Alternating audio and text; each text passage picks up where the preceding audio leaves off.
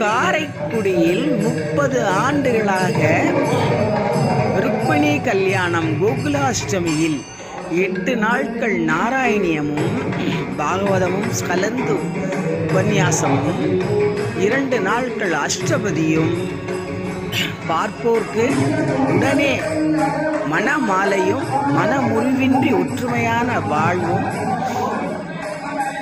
நினைத்து பாருங்கள், அத்துணையும் நடக்கும். அதே சமயம் ஆட்சியும் நினைப்பேன், யாராருக்கு என்ன வேண்டுமென்று அத்துணையும் நடக்கும்.